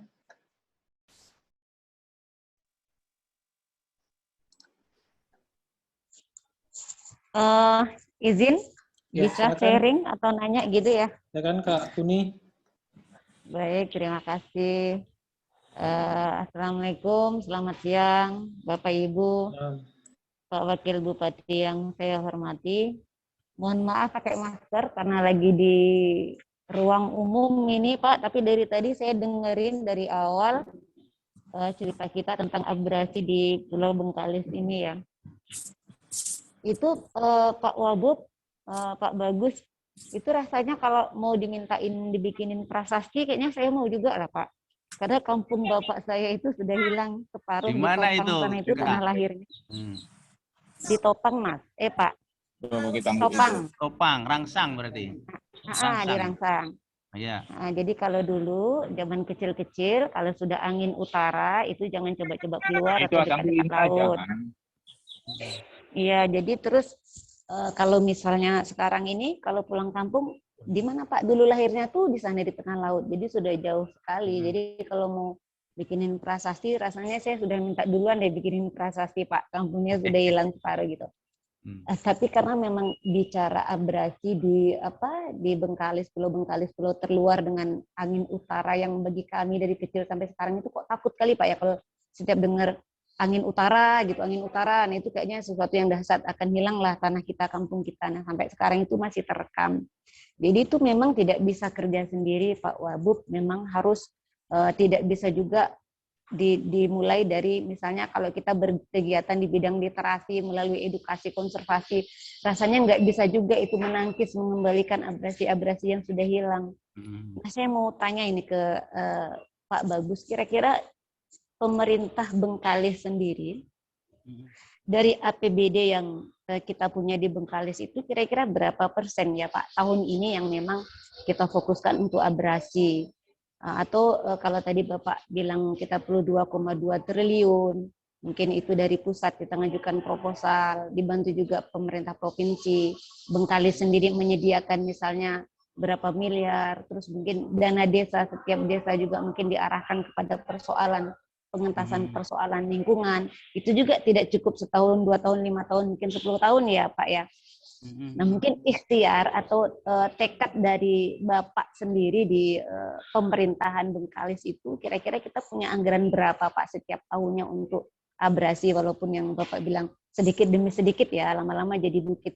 Tapi sedikit sekarang, nanti tahun depan kita bangun lagi, ternyata yang kita bangun sekarang itu misalnya rusak. Nah kayak gitu kan, seperti apa ya Pak ya, seperti sia-sia, seperti yang kita sudah buat itu tidak ada hasilnya. Mungkin kajian-kajiannya seperti apa yang sudah dilakukan supaya yang kita bangun itu lebih tahan lagi. Nah seperti itu Pak. Mungkin itulah ke Pak Bagus ya, ikhtiar dan tekadnya untuk menjaga. Nah kita ngebayangin kan kalau seperti di film-film, mungkin Pulau Bengkalis memang akan habis, akan hilang nanti, apa segala macam. Terus seperti yang dibilang Mas Fendi tadi, seperti apa sih kebijakan dari Bapak sendiri dalam apa namanya menyikapi perusahaan-perusahaan besar yang ada di Bengkalis, persoalan karhutla yang itu menjadi ancaman besar banget lah bagi Pulau Bengkalis nantinya gitu Pak. Pengen dengar komitmen dari Bapak sih seperti apa. Terima kasih. Assalamualaikum. Baik, langsung. Halo, silakan Pak. Mas Fadli. Silakan ya. Ya, terima kasih Mbak Kuni yang dari Topang. Ini kawan lama ini. Nah, saya berharap juga di Topang Rangsang sama juga di Pulau Bengkalis dan Rupat. Jangan sampai berdiri prasasti lah, tapi sudah tertanggulangi. Jadi tak saya kabulkan kalau untuk prasasti ini. Tapi kita bersama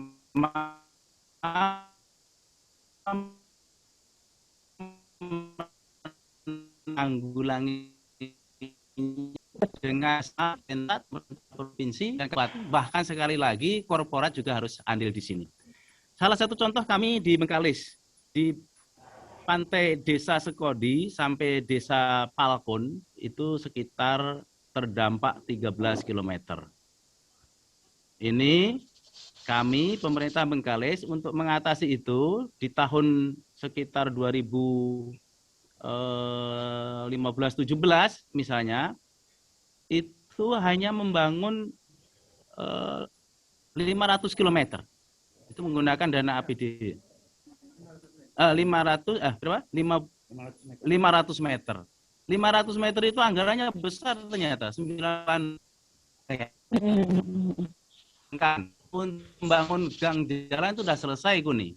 Kemudian kami juga membangun di Kecamatan Bansan dari Desa Jangkang menghubung Desa Selat Baru.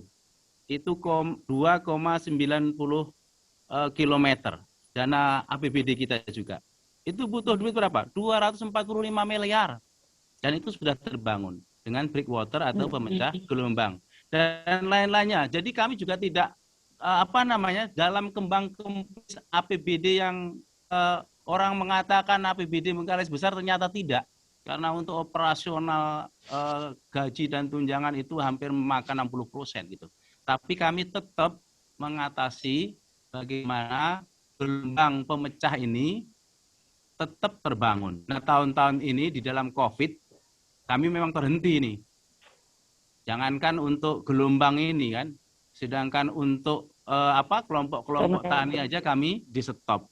Tapi saya berharap nanti di 2022 pas setelah saya dilantik dengan Bunda Kasmarni harus ada komitmen untuk menganggarkan kembali seberapa besar dan kecilnya harus mendampingi ketika pemerintah pusat sudah memberikan bantuan yang luar biasa itu. Nah ini ada kaitannya dengan Walhi tadi. Ketika Walhi juga memberikan bagaimana nanti mengatur tata kelola perizinan izin. Karena apa? Ada juga menyangkut beberapa perusahaan di Pulau Bengkalis, di Pulau Rupat ini. Dan akhirnya juga manfaat ada. Tapi tetap ada juga dampaknya. Ya abrasi itulah diantaranya. Karena di pulau ini ternyata juga ada perkebunan sawit itu. Kami sepakat nanti seperti yang dikemukakan dan disampaikan, direkomendasikan oleh Walhi, memanfaatkan perusahaan ini dengan kerjasama. Kalau tidak betul, jangan hanya penundaan pemberian izin, tapi cabut izin dong. kita justru berdayakan bagaimana seperti yang disampaikan Walhi, peluang tora dan perhutanan sosial.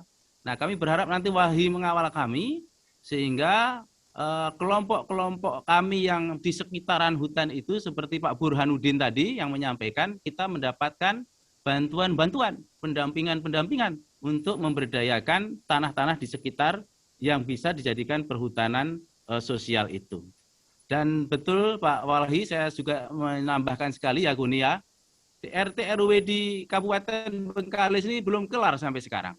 Jangankan memang ada semangat, keinginan bagaimana ini bisa pemukiman, ini bisa tetap kawasan, tapi kalau nunggu ke nunggu akhirnya tak terketuk palu. Dan sekarang ini sudah 2 tahun terkatung-katung. Dan itu dampaknya tidak hanya akhirnya tata kelola kawasan, tapi juga bantuan-bantuan pembangunan dari pusat juga terhenti. Nah sekarang palunya masih di DPRD, tapi saya mendengar kabar dalam waktu dekat Pak Walhi, insya Allah RT RW Kabupaten Bengkalis akan kelar. Nanti baru revisi-revisi mengikuti perkembangan terkini terkait dengan peruntukan baik itu di kawasan kehutanan ataupun di pemukiman. Itu Kuni, mudah-mudahan puas jawabannya, kalau tidak datang ke rumah aja ya. Terima kasih Pak. Siap Pak Wagub. Ya. Ya, kita buka kembali pertanyaan bagi peserta. Silakan kami berikan kesempatan. Masih ada yang bertanya? Saya boleh, Pak Lul. Silakan. Izin Pak Bu. Silakan. Ya, harapannya nanti ketika menyusun rencana aksi daerah atau penyusunan rencana pembangunan jangka menengah daerah, harapannya visi yang cukup baik ya yang dimiliki oleh Bupati dan Wakil Bupati saat ini itu dapat diterjemahkan dengan baik oleh seluruh OPD yang ada di Kabupaten Bengkalis. Agar apa? Agar apa yang sudah Bapak dan Ibu rencanakan itu mampu diterjemahkan dengan baik.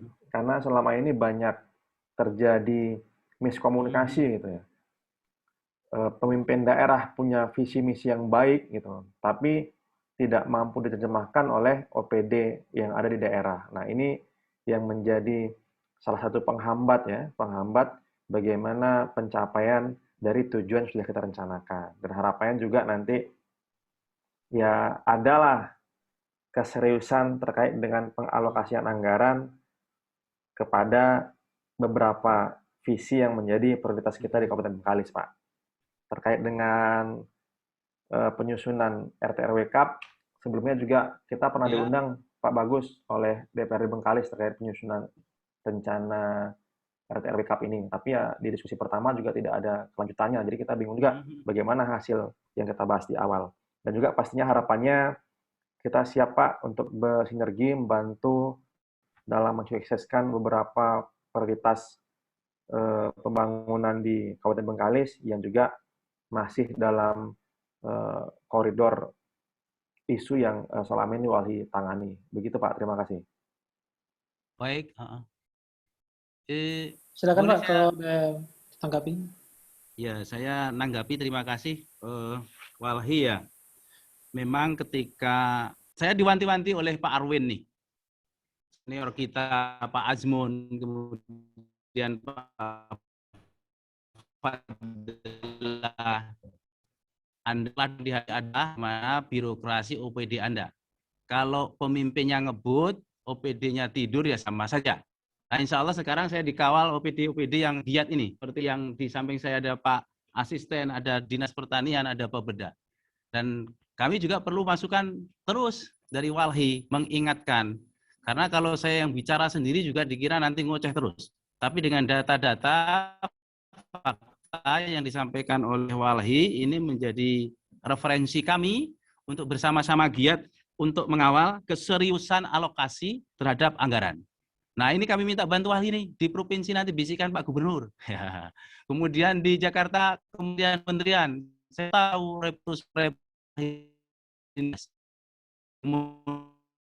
duitnya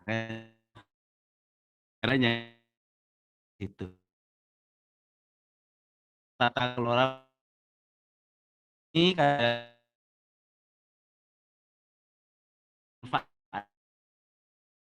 juga Kasmarni, kami itu ternyata kalau ini ada ratusan lebih perusahaan. Jangankan bicara tentang CSR-nya dan pembelaannya terhadap pemberdayaan ekonomi maupun tenaga kerjanya, orang aja enggak ada itu, bayangkan. Nah, ini juga kita akan tegas agar semua perusahaan ini turut serta untuk membangun Kabupaten Bengkalis yang kita cintai bersama ini. Itu diantaranya, Bos. Terima kasih Pak Bagus. Mungkin ada pertanyaan untuk Pak Sigit ini terkait pengabdian masyarakat dari kalangan kampus. Apakah ada program terkait pemulihan lingkungan dalam jangka panjang ini, Pak Sigit?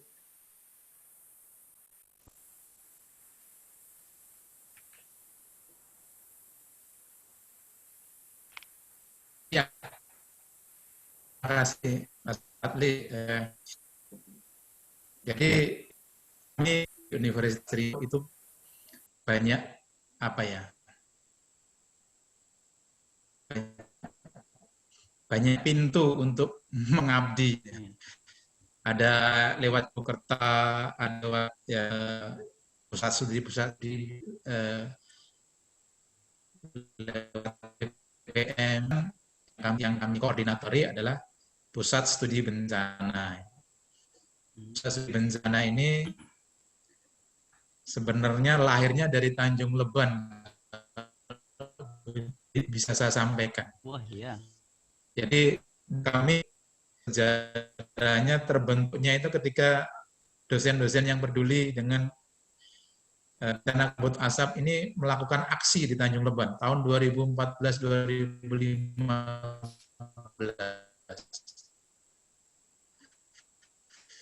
Kemudian diingatkan bagaimana untuk tidak membakar, bagaimana kita menjaga gambut, dan kita melakukan aksi-aksi itu sampai sekarang.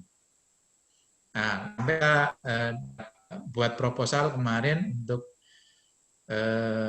ke instansi itu untuk membuat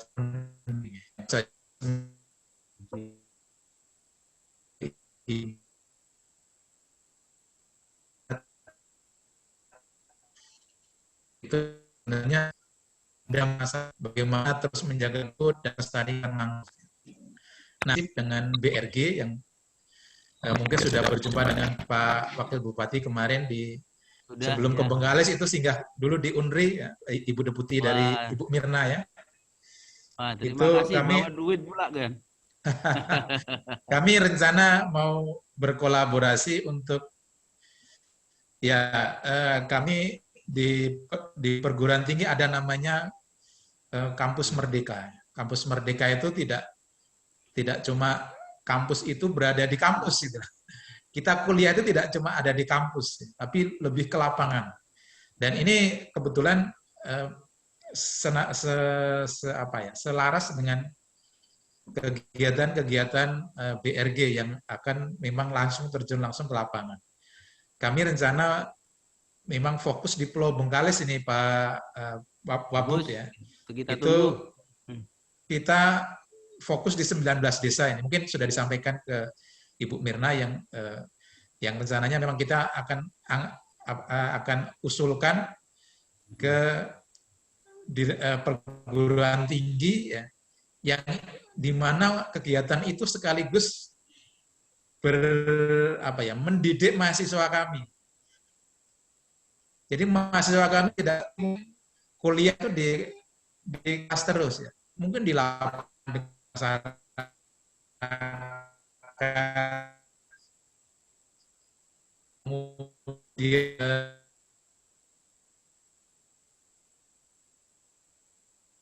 kita berkolaborasi dengan dunia industri ya, dalam hal ini dunia industrinya adalah BRG untuk melakukan kegiatan-kegiatan yang memang kita fokusnya untuk gambut. Termasuk di desa mana tadi yang Bapak satu Simpang Ayam. Pematang Beku ya. Pematang Dugu sih Bang Ayah. Pematang Dugu ya, itu masuk dalam hamparan yang akan kita akan kita bina untuk kegiatan-kegiatan di lapangan. Itu kebetulan kita lewat pusat studi bencana dan LPPM, saya rasa untuk teman-teman yang lain itu juga sudah melakukan ya, baik dari fakultas maupun langsung dari universitas. Itu mungkin yang bisa saya sampaikan. Terima kasih. Oke, terima kasih Pak Sigit sudah menyampaikan. Nah, satu pertanyaan lagi bagi teman-teman atau peserta yang mau bertanya, kami buka kembali satu pertanyaan lagi. Apa masih ada? Saya Bang. Ya, silakan. Baik, Assalamualaikum warahmatullahi wabarakatuh. Maaf tidak bisa konten sebelumnya. Perkenalkan, nama saya Hari Primanda Dinata. Saya mahasiswa Teknik Lingkungan Universitas Riau, yang kebetulan juga asal saya dari Pedeki di Bengkalis. Sini saya mau bertanya Pak dengan Pak Wabub, terutama mengenai sampah. Terkait sampah, sepertinya saya cukup apresiasi Pak mengenai sampah di kota kita itu memang terjaga lah, emang bersih gitu. Bengkalis kalau di kota saya akui memang tidak ada sampah, minus sampah gitu. Cuman kalau untuk pengelolaan masih sedikit, saya ingin memberikan saran juga Pak, dan juga pertanyaan mengenai pengelolaan itu sendiri. Terkait pengelolaan sendiri, pertama itu seperti bank sampah yang ada di Bengkalis mungkin masih belum terlalu aktif Pak untuk dilakukan pelaksanaan, karena bank sampahnya masih sekedar menerima sampah di lokasi aja, on spot gitu. Mungkin bisa dicoba untuk turun ke desa gitu di setiap bulannya gitu, dilakukan seperti running atau putaran seperti itu kan. Jadi kita bisa memberikan edukasi juga kepada masyarakat di sana terkait bagaimana pemilahan sampah nantinya, dan juga mengenai bagaimana mereka itu bisa sampah-sampah yang bisa didaur ulang itu tidak dibakar sendiri, karena memang kebanyakan permasalahan sampah ini kan di masyarakat desa tentunya tidak membuang sampah ke untuk diangkut, tapi dibakar sendiri gitu. Sedangkan kalau untuk pengangkutan masih sama Pak masalahnya, kayak sampah itu dikumpulin jadi satu, nggak ada pemilahan ya.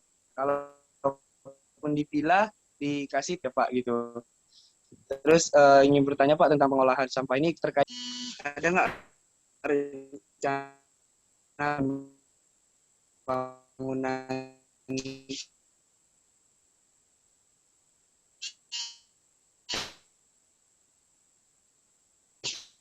PST gitu Pak?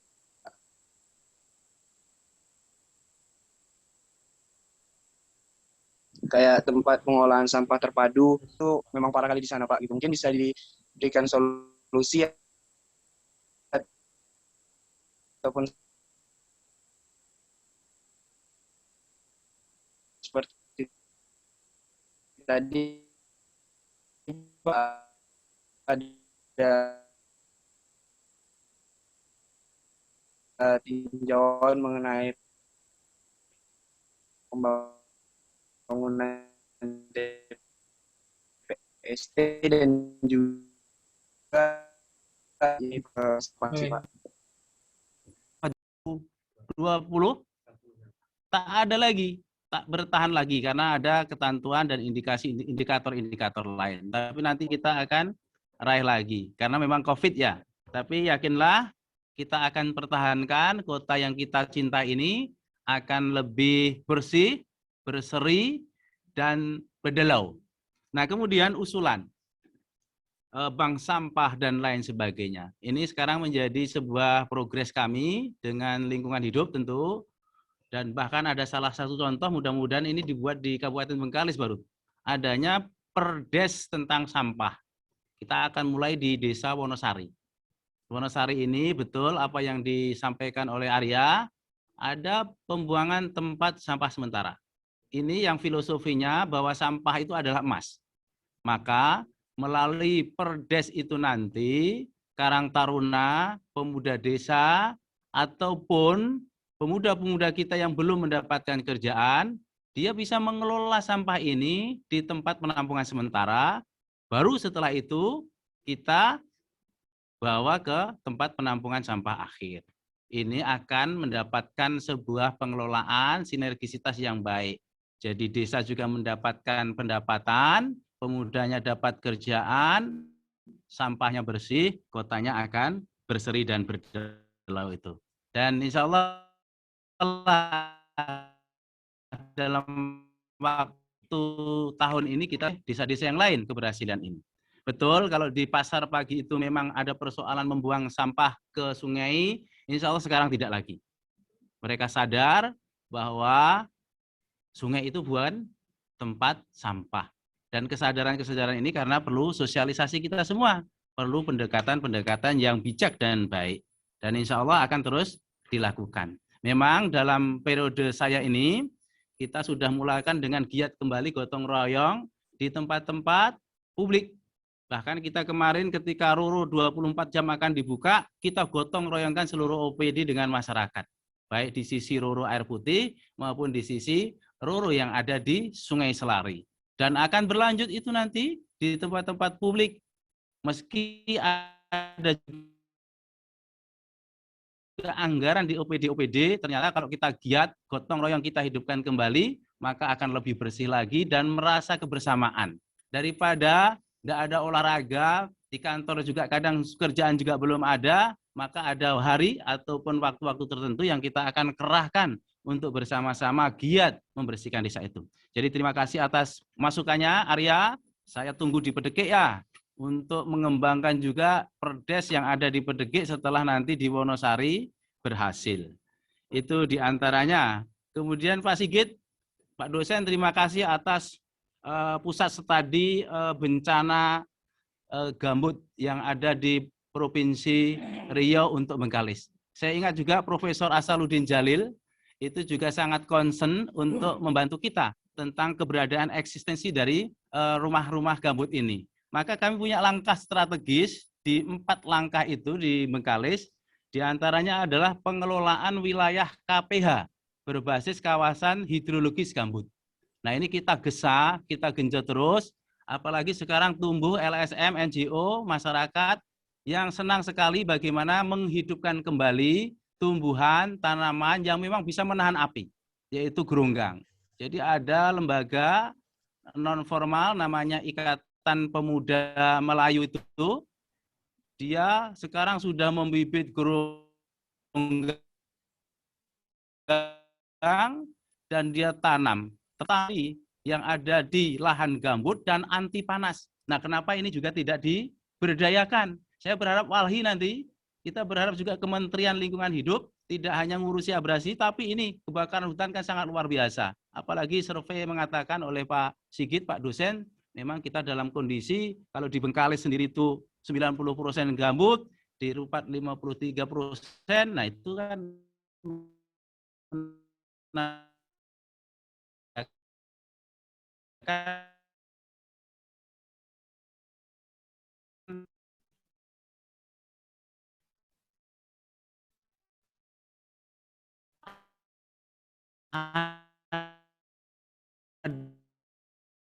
ada sebetulnya tanaman lokal kita, sawah yang dimiliki oleh pondok yayasan itu.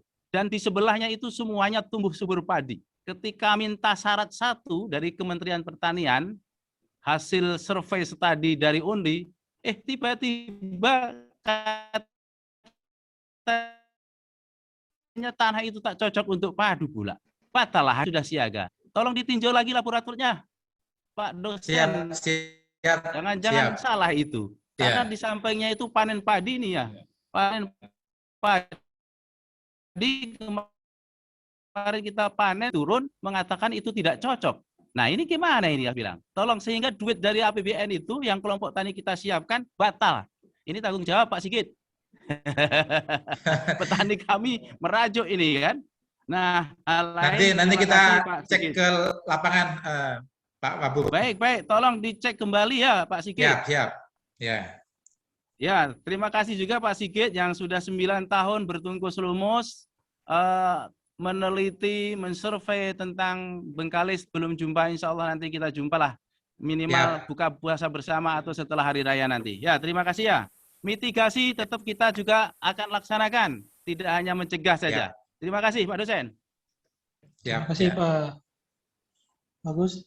Ini ada peserta yang present dari Muiz Boni. Silakan untuk bertanya.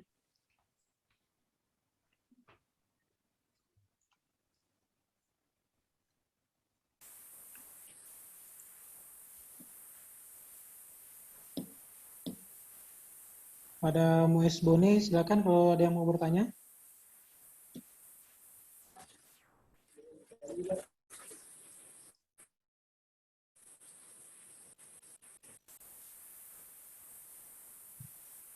Baik, kalau tidak ada, kita sudah masuk ke acara terakhir penutup ya. Kami persilakan untuk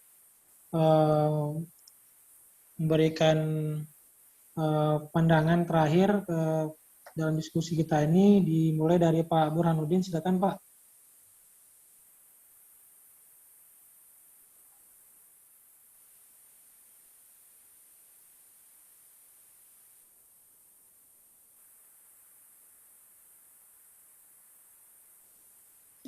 Saya puas dalam menerima arahan-arahan ataupun yang disampaikan oleh bapak-bapak tadi, terutama Bapak Wakil Bupati Bengkalis yang begitu gamblang dan menyampaikan hal-hal untuk pelestarian atau menghadapi pemulihan daripada lahan yang kritis ini. Saya rasa cukup demikian dan terima kasih. Terima kasih Pak Ran. Selanjutnya bisa ke Bung Pandi. Silakan Bung untuk mengantar terakhirnya. Terima kasih Bung Fadli. Ya baik, dalam kerja-kerja penyelamatan lingkungan dan juga perbaikan kondisi alam kita tidak terlepas dari kerja bersama, tapi yang menjadi penting bagaimana semangat dan niat baik dari pemerintahan sendiri. Selain dukungan semangat dan sumbang saran, pastinya dukungan komitmen terkait kebijakan dan anggaran itu menjadi penting. Nah, pastinya melibatkan masyarakat dalam setiap kerja-kerja pemerintah di kabupaten itu pastinya memberikan hasil yang baik, karena selama ini ya masyarakat yang berada di tempat tersebut, masyarakat yang menikmati manfaatnya, dan masyarakat juga yang menikmati bencananya. Nah, jadi agar setiap rencana dan program yang dilaksanakan pemerintah Kabupaten Bengkalis itu hendaknya berdasar dari apa yang menjadi kebutuhan dan yang selama ini menjadi kearifan lokal yang sudah masyarakat lakukan. Dan kembali saya sampaikan ya, Wali siapa untuk mendukung dan menjadi mitra kritis pemerintah Bengkalis dalam melakukan perbaikan dan penyelamatan lingkungan. Terima kasih Pak. Terima kasih Bung Wandi. Lanjut ke Pak Sigit, silakan Pak. Baik, terima kasih.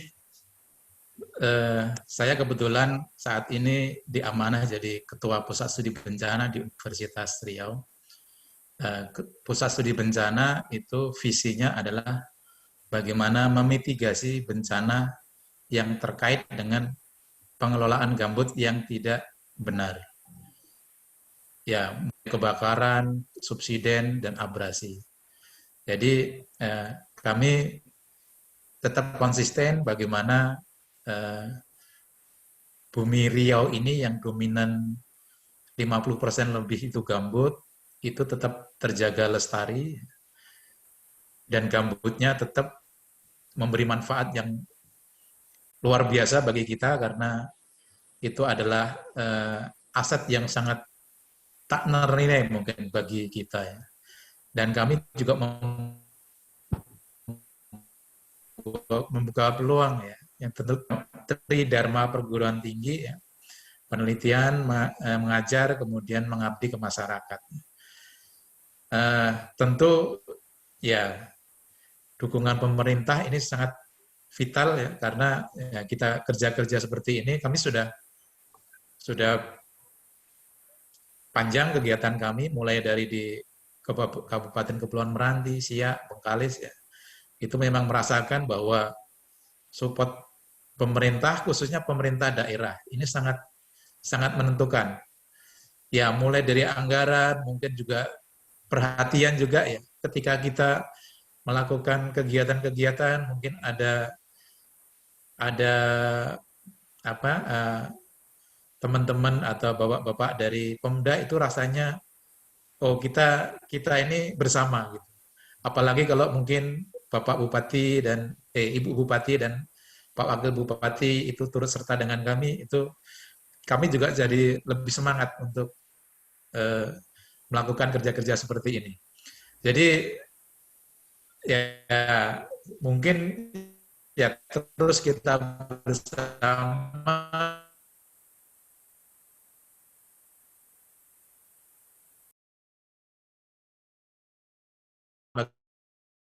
bagaimana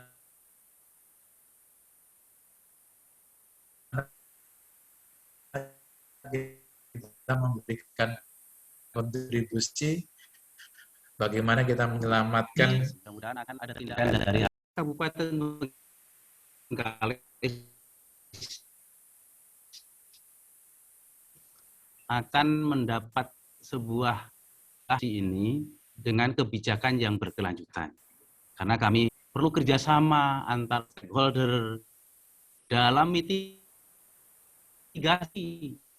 yang disampaikan oleh yang bencana. Ada kebakaran, ada abrasi, ada degradasi hutan, dan lahan gambut.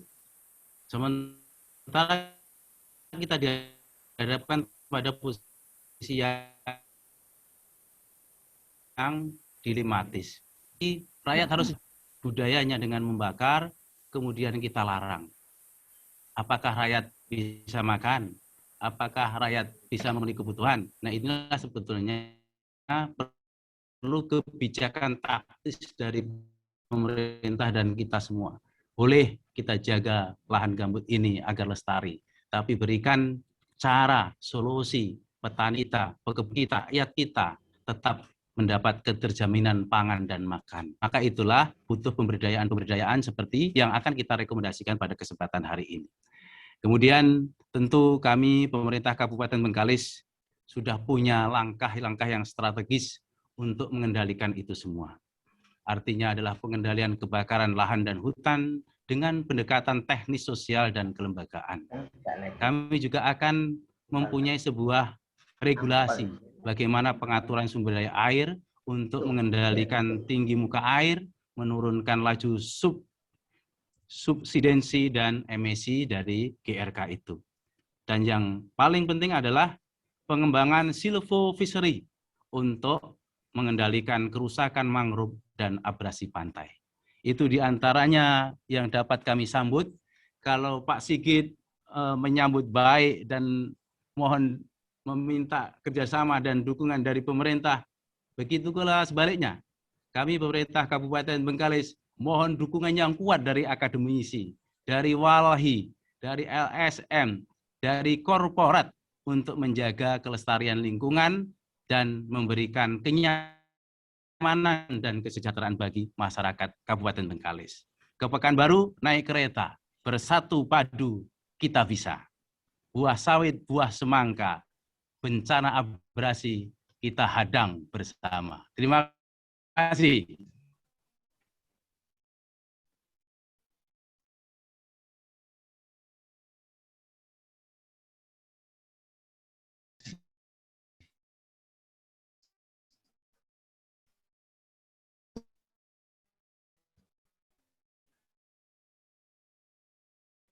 Sudah di Provinsi Riau dan lebih detailnya adalah Kabupaten Bengkalis. Nah, hadirnya diskusi ini kita pengen untuk memberikan pemahaman serta keinginan atau ikhtiar untuk kita dan bersama-sama dalam terus menjaga kelestarian lingkungan, memulihkan kembali lingkungan agar ini jadi investasi ke depan dan bisa bermanfaat bagi masyarakat.